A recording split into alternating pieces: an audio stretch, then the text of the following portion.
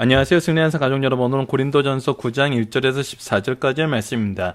고린도전서 17번째 강좌로 사도 자신의 모범 첫 번째 복음으로 말미암는 삶이라는 제목의 말씀입니다. 승리한사는 말씀 중심 예배 중심의 성경 전문 교사를 양성하기 위해서 만들어진 성경 공부 교재입니다. 승리한 삶은 2017년 10월 고린도전서 1장에서 10장까지의 말씀을 함께 묵상하고 있습니다. 승리한 삶은 발행이신 박유일 목사님의 구속사로 조망한 성경 연속 강해집을 통해서 편집이 되었고요. 구속사로 조망한 성경 연속 강해집은 신약이 30권으로 완간된 이후에 구약의 완간을 위해서 지금 진행하고 있습니다. 창세기는 이미 원고는 마무리됐습니다. 11월 중에 6권으로 완간이 되고요. 지금 현재 4권까지 나왔습니다. 그리고 시편이 9권, 다니엘서가 2권, 소선지서가 8권으로 완간된 상태입니다. 강성성경연구원 회원으로 가입하신 분들은 1년에 10권의 책을 기부 받으실 수 있고 또 기부하실 수 있습니다. 이 부분에 대한 안내 편지를 저희들이 11월 중에 발송을 해서 여러분들에게 안내해드리고 저희들 11월 마지막 주에 있는 창세기 완간 감사의 예배에도 여러분들께서 관심과 기도 협력 부탁드리겠습니다. 주일날 업로드되는 위크스터를 통해서 우리는 고린도전서 전체의 내용을 보면서 우리에게 삼위일체 하나님에 대한 신앙, 그리고 그 안에서의 질서, 그 질서를 우리가 실천하는 방법으로서의 낮아짐, 사랑의 덕을 배웠습니다. 그 내용을 가지고 오늘 말씀에서는 좀 더 구체적인 우리의 삶의 균형을 주는 기준을 제시해 줍니다. 여러분들, 어제 우리가 사랑의 덕을 세운다 그랬을 때, 다시 앞부분에서 다시 한번 보도록 하겠습니다. 사랑의 덕을 세운다 그랬을 때 우리가 연약한 자에게 맞추어서 우리가 사랑의 덕을 실천합니다. 근데 요곳에 이 참 아쉬운 점이 있어요. 우리가 하나님의 낮아짐에 대해서 어제 좀 장시간 얘기를 했었습니다. 하나님의 낮아지심. 하나님이 구속사 안에서 우리와 교제하는 모든 모습을 보면은 하나님이 창조한 그 창조 세계 안으로 들어오세요. 하나님이 창조한 시간 안으로 들어오시고, 하나님이 창조한 공간 안으로 들어오시고, 하나님이 약속하신 그 언약 안으로 들어오세요. 하나님이 선택하신 민족에게로 오세요. 이것은 하나님의 낮아지심이에요. 그래서 이 세상에서 얘기하는 다른 종교들, 인간이 만들어낸 모든 종교들은 그들이 세우고 그들이 만든 목표로 도달하길 원하지만 하나님은 항상 우리에게 오세요. 그런데 이것이 창조시대, 처음 창조, 아담과 하와가 에덴 동산에 있었을 때는 이것이 아름다웠어요. 하나님과의 교제의 모습이 완전했어요. 그런데 죄가 들어오고 나서 이 죄로 인해서 하나님은 우리에게 더 낮아지시고 더 사랑하시고 끝까지 사랑하시는 모습을 보여주는데, 우리 인간의 모습은 그 안에서 무엇이 드러나냐면 낮아지신 하나님을 내가 스스로 평가하고 판단하면서 하나님의 낮아지심과 하나님의 높으심 사이에서 우리가 하나님을 위선적이라고 표현하는 경우가 생긴다는 거예요. 그리고 그 안에서 하나님의 낮아지심을 때로는 자기의 권력, 자신의 권한으로 활용하는 사람이 있고, 필요할 때마다 어떨 때나 낮아지신 하나님, 어떨 때 높으신 하나님, 내가 필요에 따라서 하나님을 골라서 선택해서 이용해 먹는다는 표현은 좀 너무했지만 정말 이용하는 그런 상황이 생겨요. 이것은 무엇이냐면 하나님의 낮아지심과 하나님의 질서를 경히 여기는 거거든요. 이거는 양심이 하인 맞는 것이죠. 그래서 우리가 분명하게 알아야 되는 것은, 하나님께서 그래서 이스라엘 민족에게 끊임없이 말씀하시면서 하나님에 대해서, 하나님이 세우신 질서에 대해서 얘기함으로 그들의 죄가 드러나게 하고 그들이 죄를 통해서 고백하게 하는 것이 무엇이냐면 바로 하나님이 하나님 되심을 고백하게 만들어요. 하나님은 하나님이세요. 하나님이 낮아지셨다 그래서 우리의 하인이 되는 게 아니에요. 하나님은 하나님이에요. 이것이 뭐냐면 질서예요. 우리가 신앙생활 하면서 자녀들이나 제자들이나 때로는 교인들이나 때로는 이 지역사회 주민들을 향해서 우리가 항상 봉사하는 사람이 돼요. 항상 섬기는 사람이 돼요. 그런데 그 안에서 안타까운 것은 뭐냐면 그들이 섬김을 받는 것이 그들의 높음의 증거인 줄 알아요. 이것이 교회 안에서 굉장히 빈번하게 발생하는 안타까운 사건이란 것입니다. 교회에서 봉사하고 교회에서 섬기면은 뭐라 그러냐면 자기가 원하는 성경을 못 받으면 교회가 이럴 수 있냐 그러고, 목사님이 이럴 수 있냐 그러고, 선생님이 이럴 수 있냐 그러고, 엄마 아빠가 이럴 수 있냐 그래요. 그 얘기는 뭐냐면 그 섬김을 받고 사랑을 받으면서도 그 사랑을 받는 것이 자기의 그러니까 자격이 되고 자기가 권력이 있고 이 제도 안에서 자기가 받아야 될 당연한 특권으로 여기게 된다는 거예요. 굉장히 위험한 요소이죠. 그래서 이것을 항상 우리가 주의해야 돼요. 그래서 무엇을 해야 되냐면 가르쳐야 돼요. 가르쳐야 돼요. 하나님께서도 우리에게 끊임없이 성경 전체를 보면 끊임없이 가르치시는 걸 볼 수 있어요. 하나님에 대해서 바로 알게 가르쳐요. 무엇이 하나님의 질서인지 알게 해요. 그래서 그 질서에 어떻게 하세요? 순복하게 하세요.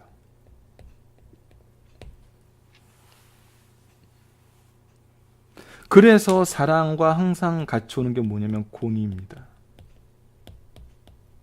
하나님의 질서에 의한 공의. 하지만 이 공의에 의해서 넘어진 우리에게, 죄인이 될 수밖에 없는 우리에게 무엇으로 찾아오세요? 하나님의 사랑으로 찾아오신다는 겁니다. 그래서 우리는 사랑을 가르쳐주는과 동시에 하나님의 공의, 하나님의 질서를 가르쳐줘야 돼요. 그래서 이 질서에 뭐하게 만들어야 돼요? 순종하게 만들어야 돼요. 그래서 사도 자신이 보여준 모범에는 계속 이것이 반복적으로 소개되고 있습니다. 타당한 것, 당연한 것이 무엇인지 가르쳐줘요. 질서가 무엇인지 가르쳐줘요. 그러면서 무엇을 가르쳐요? 질서 안에서 우리가 더욱더 헌신하고 더욱더 사랑하고 있음을 나타내요. 그것이 권위와 절제의 균형이에요. 어제 말씀에서 나왔던 부분이에요. 여러분 책을 가지고 있는 분은 어제 그 서론 부분의 말씀, 중심사상 앞부분 서론 부분의 말씀을 보시기 바랍니다. 자, 이 내용을 이런 배경적인 지식 안에서 오늘 말씀을 보도록 하겠습니다. 자, 사도 자신의 모범, 복음으로 말미암는 삶입니다. 자, 내가 자유인이 아니냐, 사도가 아니냐.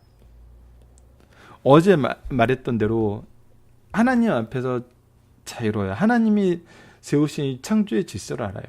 그리고 사도로서 하나님께서 주신 사명도 알아요. 예수 우리 주를 보지 못했느냐? 예수님도 봤어요. 그래서 그의 사도됨은 의심할 여지가 없어요. 주 안에서 행한 일이 너희가 안 하니. 그래서 그의 사도됨은 더욱더 분명하게 나타난 건 뭐냐면 주 안에서 행한 나의 일을 너희가 안 하니. 주 안에서 그의 사역이 하나님의 사역이었음이 증명이 되고 있어요. 그것이 어디에서 더 특별하게 증명이 돼요?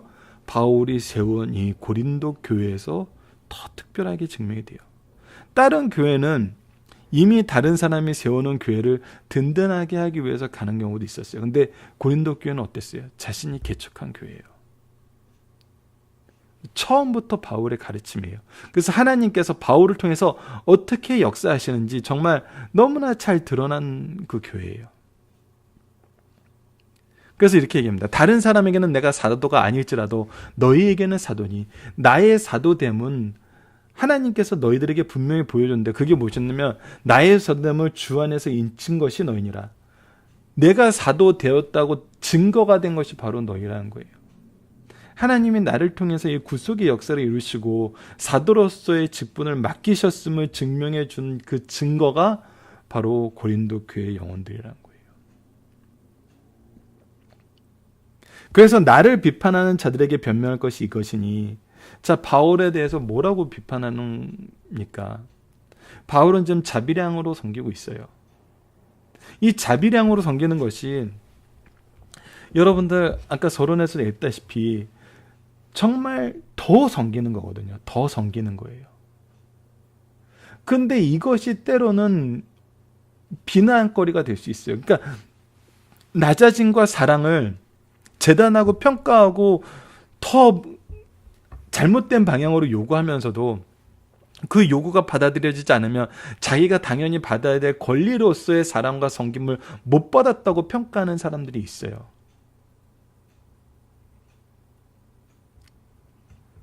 좋은 예는 아닌데 제가 군대에 있을 때 예를 가끔 얘기해요. 제가 군대에서 상급기관에서 저는 행정병으로 일했어요.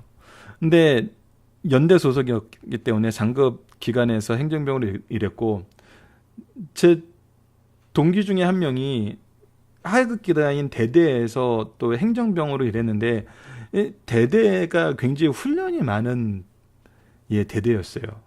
그래서 행정병들도 이 군대 훈련이 있으면 자주 나가요. 그럼 그 훈련 기간에 이 특수한 상황을 먼저 말씀드렸는데, 제가 이제 미군 부대에서 일하고 있었어요. 그래서 미군 부대에서 근무를 했는데 미군 시스템에 따라서 연대 대대가 편성이 되어 있고 모든 스케줄이 편성이 되어 있잖아요. 근데 저는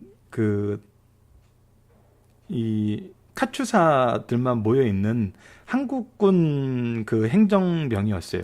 그래서 이제 각 부대에 가는 카투사들의 인적 사항을 관리하는 거였죠. 그러니까 저희들의 지휘 체계는 미군 부대 안에 있지만 한국군 부대의 편제를 따라요.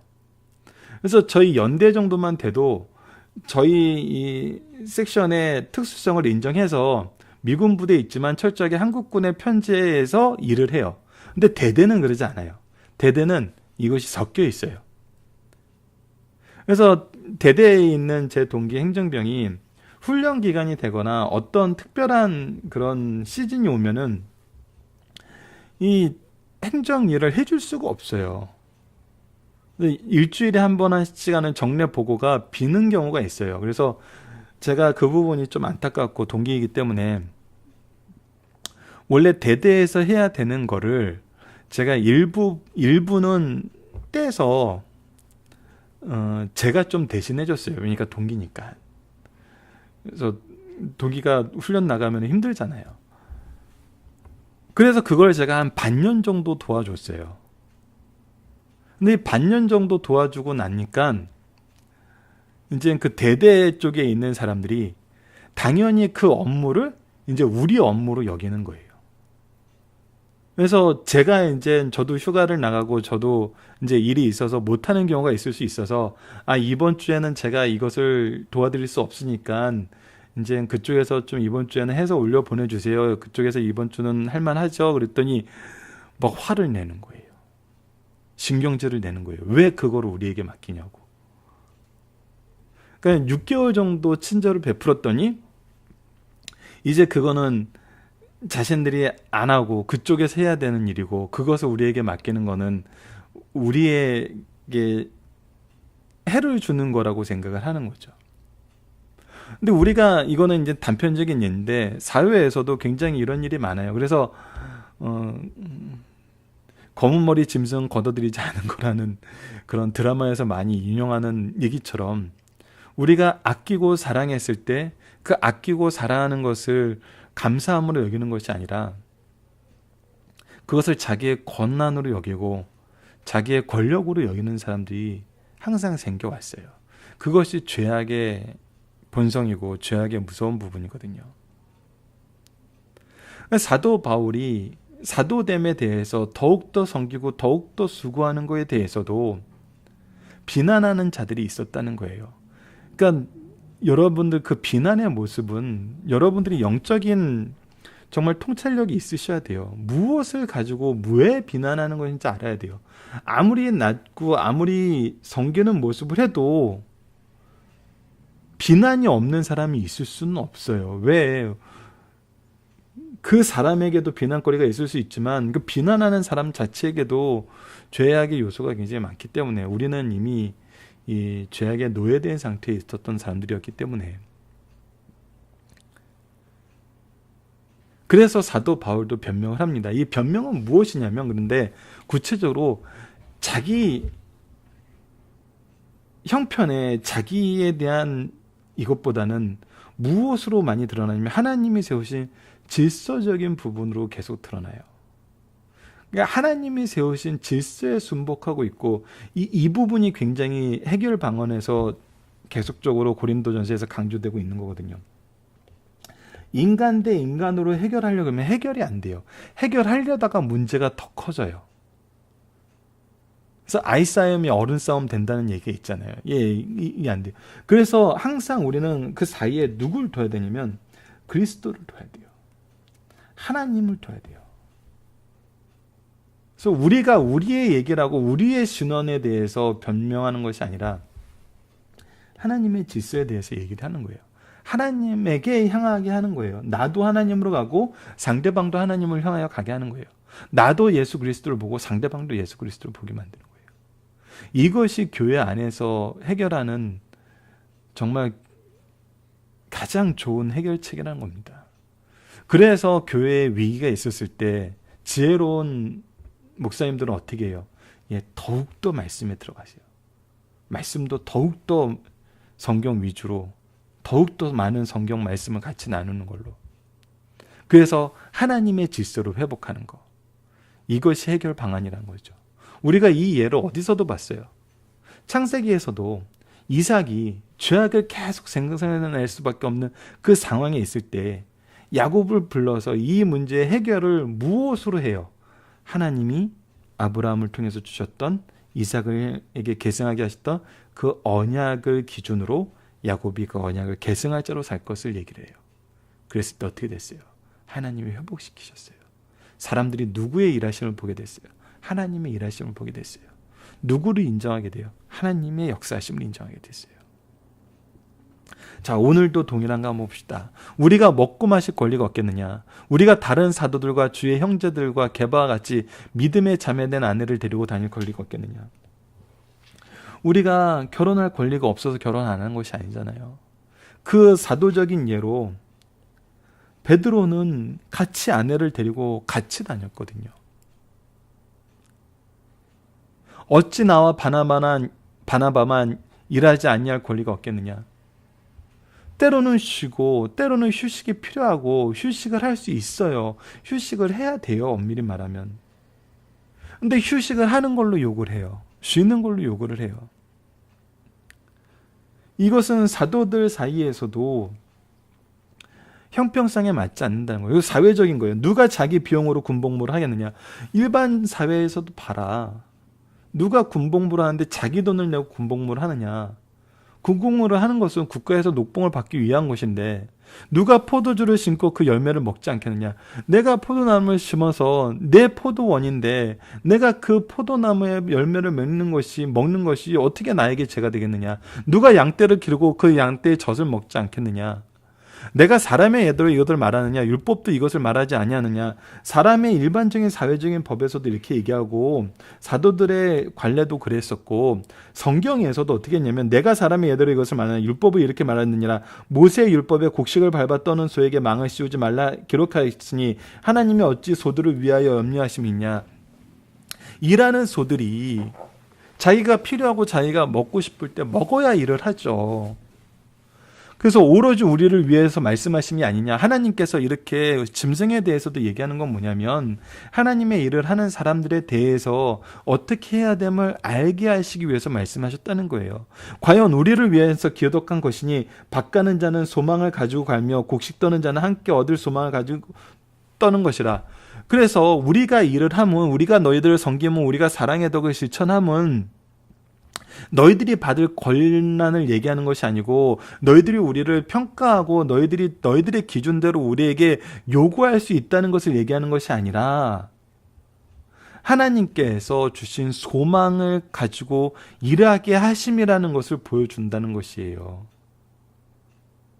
우리가 너희에게 신령한 것을 뿌렸은지. 그래서 우리는 하나님이 주신 열매, 하나님이 주신 소망을 가지고 하나님의 신령한 것으로 너희들에게 공급하는 것이고 너희들은 육적인 것을 너희의 육적인 것을 거두기에 과하다게 하느냐. 하나님께서는 이 일을 레위 지파를 통해서 성김의 성전을 관리하고 가르치는 직분을 맡기고 나서 이 일을 제도적으로 만드셨잖아요. 11조란 제도를 만들고 여러 가지 율례를 만들어서.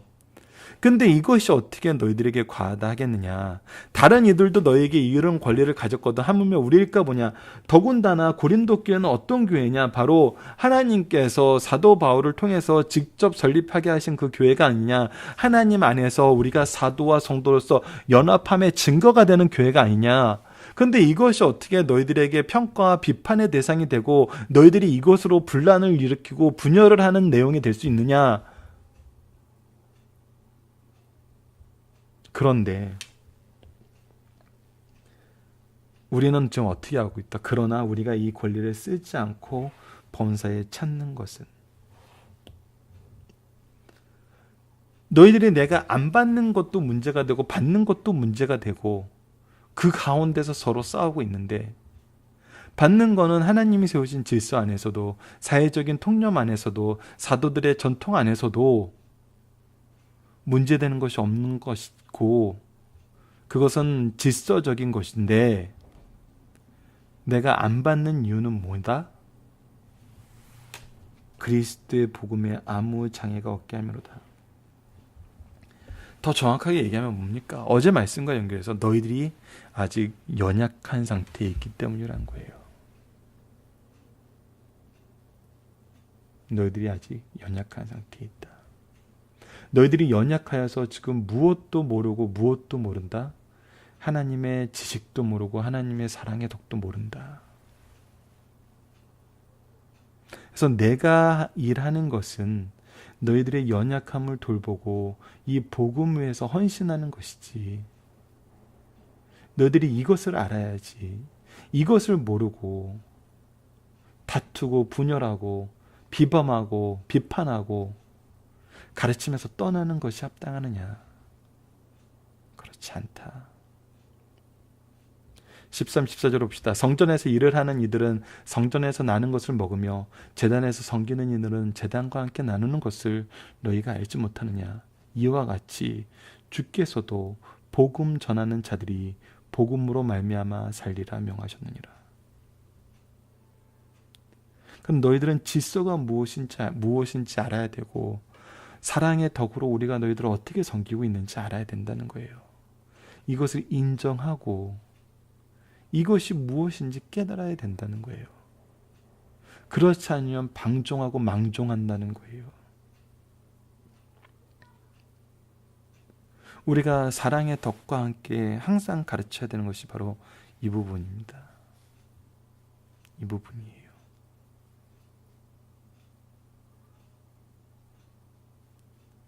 저는 교회 리더 됐던 분들이 어떻게 이것을 가르치는가, 어떻게 이것을 가르치는가. 부모 섬김의 도는 내가 부모 섬기는 것을 통해서 배워요. 교회에서 바른 연보, 바른 헌금을 하는 것은 내가 어떻게 헌금하는 건가를 통해서 배워요. 내가 어떻게 말씀을 배우고 어떻게 이 말씀을 실천하는가는 내가 가르친 분을 어떻게 섬기는가를 통해서 배워요. 그래서 신앙은 계승되는 거예요. 그래서 섬길 스승이 있는 지도자, 섬길 부모가 있는 지도자, 굉장히 이것을 가르치기 쉬운 환경에 있는 것입니다. 굉장히 쉬운 환경에 있는 거예요. 왜? 내가 하는 걸 보고 배울 수 있으니까. 우리가 이것을 좀 더 우리 교회 현장에서 잘 보고 어떻게 해야 되는지 잘 생각해야 됩니다.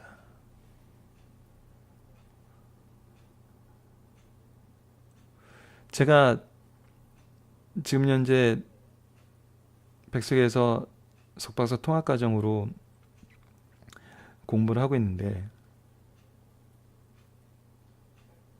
제가 이제 박유일 목사님을 통해서 듣고 했던 거는 오랫동안 학교에 계셨기 때문에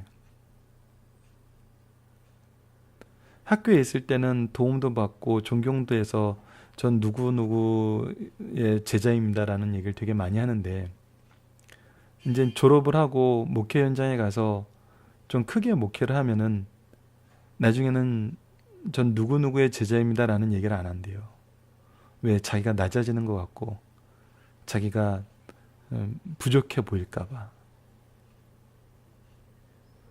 근데 크게 교회를 하면서도 항상 저는 누구에게 배웠습니다 하면서 저는 항상 박열 목사님한테 배웠습니다라고 얘기하는 분들이 계시대요. 저는 참 그 관계가 너무 아름다워 보였어요. 내가 연약하고 내가 부족할 때 나의 스승이 되셔서 나를 이끌어 주셨던 그 스승이 있고 그 스승을 인정하고 그 스승을 의지했다는 것이 나의 신앙의 전통성과 나의 신앙의 풍요로움과 역사를 설명해 주거든요.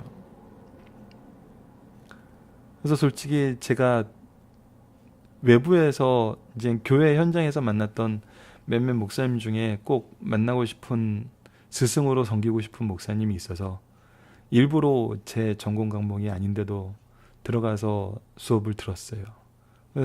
실제로 그렇게 인사했어요. 저는 이 목사님의 제자라는 제자라고 얘기하고 싶어서 이 수업에 들어왔다고. 이거는 참 좋은 관계인 것 같아요.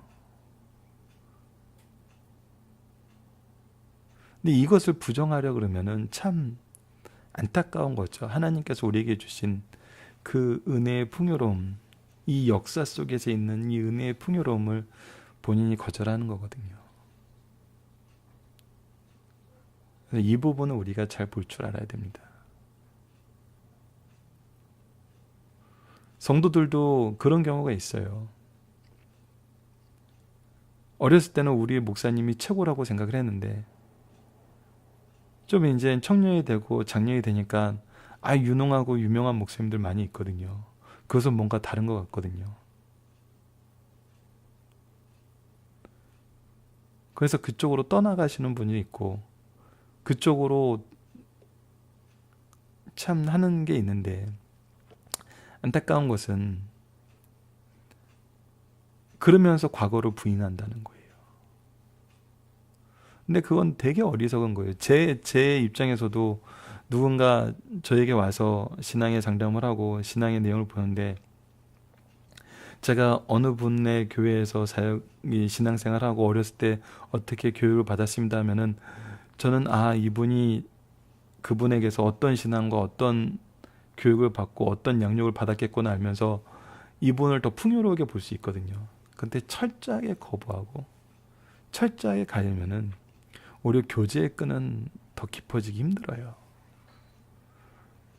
그러니까 우리가 어떤 교회에서 어떤 부모에게서 자랐느냐 어떤 스승에게서 교육받았느냐를 여러분 부인하려 하지 마시고 오히려 확대하세요. 확대하세요. 하나님이 필요한 거는 필요한 분을 위해서 채우시더라고요. 개인적인 얘기해서 죄송한데 저 박열 목사님을 통해서 배웠던 거 정말 저는 제가 제일 많이 배웠다고 주장을 하죠. 제 개인적인 주장일 수밖에 없을 수도 있지만 놀라운 거는 제가 가는 곳마다 제가 이 일을 하는 곳마다 제가 부족한 부분을 채워주는 스승을 계속적으로 하나님께서 주신다는 거예요. 만나는 분마다 저에게 가르침을 주세요. 때로는 그것이 타산지석이 될 수도 있지만 결국 우리는 무엇을 보게 되냐면 하나님의 인도하심을 보게 되는 거예요. 하나님의 계획 속에서 하나님의 준비하심 속에서 나에게 필요한 것을 공급하는구나. 그랬을 때는 절대의 질서를 우리가 허투루 여기지 않아요. 이 질서를 부인할 수가 없어요. 왜? 하나님이 하신 일이었기 때문에. 우리가 우리의 영적인 지도자를 부인할 수가 없어요. 우리의 영적인 부모를 부인할 수가 없어요. 우리의 부모를 부인할 수 없는 것과 마찬가지예요. 이것은 확대해서 어디까지 나갑니까? 우리의 자녀를 부인할 수 없어요. 우리의 제자를 부인할 수 없어요. 우리에게 맡겨진 영혼들을 부인할 수 없어요. 이것이 질서와 사랑의 덕이 계승되는 모습이란 겁니다. 이것을 우리 승리하는 삶 가족 여러분들은 끝까지 붙잡아 주시길 부탁드립니다.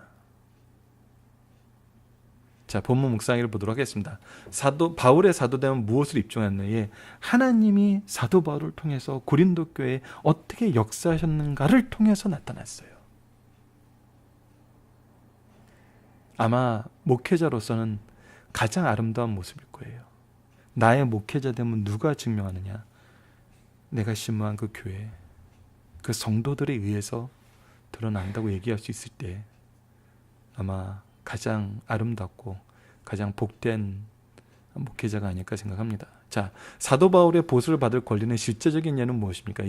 실제적으로 사도 중에 게바가 결혼하고 믿음의 아내를 데리고 함께 사역을 했어요. 사도 바울이 보수를 받을 권리가 있는 사회적인 예는 뭡니까? 군대에서도, 과수원에서도, 목자로서도 당연한 거예요. 사도 바울이 보수를 받을 수 있는 성경적인 예는 뭡니까? 모세 율법에서도 설명을 했다는 거예요. 사도 바울이 보수를 받을 권리를 사용하지 않는 이유는 뭡니까? 질서임에도 불구하고 내가 이것을 하지 않는 것은 무엇을 위해서다? 복음의 장애가 없게 하기 위함이다. 이것을 알아야 돼요. 이것을 모르고 방종하면 안 된다는 거예요. 자, 중심사상을 보도록 하겠습니다. 바울 사도는 8장에서 우상의 제물 문제에 대해서 가르치면서 사랑이 권리 행사보다 귀중함을 강조하였다. 그리고 그리스도에게 지식만 있고 사랑이 없으면 무서운 결과를 가져온다고 경고하였다. 지식은 교만하게 하나 사랑은 더욱 많은 덕을 세운다고 하였어요. 바울은 이러한 양심의 자유와 사랑의 위대성을 전하면서 9장에서는 자기 자신이 큰 특권과 지식을 가지고 있으면서도 그 지식이나 특권은 행사를 보류하고 사랑을 실천하며 복음을 전하고 있다고 가르치고 있습니다. 9장의 주요 내용은 다음과 같습니다. 첫 번째는 1절에서 6절이에요. 바울은 사도로서 교인들에게 요구할 수 있는 수많은 권리를 복음 위해서 포기한 사실을 말함으로써 고린도 성도들에게 반성을 촉구해요. 그리고 7절에서 14절은 사역자가 교회를 위해 수고한 대가로서 교회로부터 생활비를 받는 것을 함다는 거예요. 그러나 사역자는 교인들의 자발적인 사랑의 표시로서 보수를 받아야 된다는 것이요. 복음 사업에 지장이 될 우려가 있을 경우 물질 적용을 거부할 수 있는 태도를 항상 가지라는 거예요. 15절에서 23절입니다. 사도 바울은 복음을 위해서라면 사도권까지 포기할 수 있으며 복음 전도의 상대가 되는 사람들의 유익을 위한 것이라면 자유인으로서 자신의 권리와 자유를 버리는 것까지 서슴지 않았다는 거예요. 권리 주장이 자신을 위한 것이라면 복음 전도는 주를 위한 것이기 때문이에요. 그래서 나를 위한 것보다는 무엇을 위한 것을 선택한다고요? 주를 위한 것을 선택한다고요. 24절 27절입니다. 이교도인들은 특히 운동성소들은 썩을 멸관을 얻기 위해서 피땀 흘려 절제하며 연습과 경계를 해요. 하지만 성도들은 썩지 아니할 면류관을 얻고자 노력하며 이를 위해 절제와 수고를 아끼지 아니하며 신앙의 경주를 하고 있다는 것을 얘기합니다. 자, 오늘 중심 사상입니다. 첫 번째는 신실한 성도는 자신의 자유와 권리를 자신만을 위해서 사용하지 않는다는 거예요. 항상 나를 통해서 계승되는 그 대상자를 위해서. 바울의 사도권은 흠이 없었어요. 고린도 교회는 바울 자신이 개척한 교회로 고린도 교회 교인들은 바울의 사도직을 보증하는 표였어요. 바울은 고린도의 교회에서 사도권을 행사하지 않고 자비랑 선교를 하였어요. 그러나 바울의 선함이 사도권 시비거리의 원인이 되었어요. 대부분의 사람들은 상대가 자기 권리를 행사하지 않으면 권리 자체를 없는 것으로 보기 때문이에요. 그리고 그 권리를 오히려 자기의 권리로 삼아버리죠. 두 번째, 주의 종들의 사역의 동기는 보수, 예우, 대우에 있지 않고 영혼을 사랑함에 있다는 거예요. 주의 종들은 교회로부터 생활의 기본권을 보장받을 권리가 있어요. 그들에게도 보통 사람이 누리는 자유와 권리가 있어요. 그리고 육체적 노동을 하지 않고 신령한 일만 함으로 생계를 유지할 권리가 있어요. 그러나 바울은 모든 권리를 사용하지 않고 육체적 노동을 하면서 복음을 전했어요. 왜 그렇게 했습니까? 하나님께서 그렇게 할 수 있는 여건, 은혜를 주셨고 당시 사회 상황으로 보아 덕을 세우기 위함이었어요. 세 번째, 성도들은 교육자를 하나님의 사제로 알고 자발적인 사랑으로 모셔야 된다는 거예요. 왜 이 말씀에 순종해야 되는 거예요? 이것은 율법의 가르치, 즉 하나님이 세우신 질서라는 거예요. 신약에 와서 주님께서 친히 가르쳐준 말씀이에요. 사도들이 가르쳐준 명령이기 때문이에요. 그러므로 성도들은 주의 종을 섬김에 있어 어떤 권위나 동정심으로 하지 말고 자발적인 사랑의 표시로 할 것을 가르쳐주세요. 왜? 이것은 하나님께 순종하는 거예요. 사도들이 하나님께 순종하기 위해서, 예수 그리스도의 복음에 순종하기 위해서 자신의 자유를 행사하지 않았어요. 성도들도 무엇을 배워야 돼요? 하나님의 법에 순종하는 이 순종을 배워야 돼요. 살펴보기 정답 여러분들 카페를 통해서 확인해 주시고요. 적용합니다. 성경이 가르쳐주는 교육자와 성도의 바른 관계는 무엇입니까? 이것은 현 시대에 어떻게 적용할 때, 현 시대에 적용할 때 주의할 점은 무엇입니까? 여러분들, 모든 것은 우리가 누구에게 순종하는 것이냐면 하나님께 순종하는 겁니다. 하나님께 순종할 때, 현 시대에 적용할 때 주의할 점은 무엇이냐면 시대적인 상황 안에서 이 일을 행했다는 거예요. 사도 바울이 자비량의 선교를 선택했던 이유는 뭐예요? 그 시대의 사회적인 분위기나 환경이, 그리고 사도 바울이 전도를 하는 그 지역의 모습이 자비량이 더 은혜로웠다는 거예요. 더 덕을 끼치더라는 거예요. 그래서 결국은 그 사회적인 환경 안에서 더 덕스러운 모습으로 갔어요. 이거는 현대 시대에서도 중요해요. 우리가 더 덕을 끼치는 모습으로 가야 돼요. 이 부분은 민감한 문제여서 우리가 얘기할 게 굉장히 많이 생기는데, 종교인 과세 문제나 사회적인 이슈가 연결된 문제에는 우리가 항상 무엇을 봐야 된다? 덕을 세우는 모습으로. 누구에게? 교회 안에서뿐만 아니라 교회 밖에서도 덕을 세울 수 있는 모습으로. 그러나 주의해야 될 점 무엇이에요? 이 덕을 세우는데 우리가 덕을 세우면서 무엇을 보여줄 수 있어야 돼요? 덕을 세우는 게 우리의 의와 그들과의 화목을, 이게 목적이 되는 것이 아니에요. 우리의 덕이 아니에요. 우리의 덕이. 그들과 화목하는 것이 목적이 아니에요. 무엇이 목적이에요? 그리스도의 덕과 하나님의 질서를 보여주는 거예요.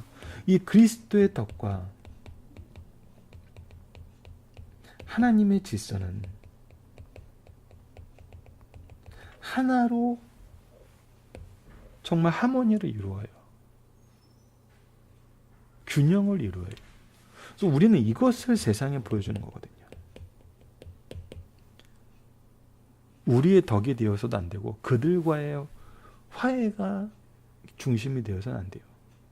놀라운 거는 그리스도의 덕과 하나님의 질서가 있을 때 참된 화해와 참된 회복과 참된 영광이 있다는 거예요. 우리가 그 안에 동참하게 된다는 거예요.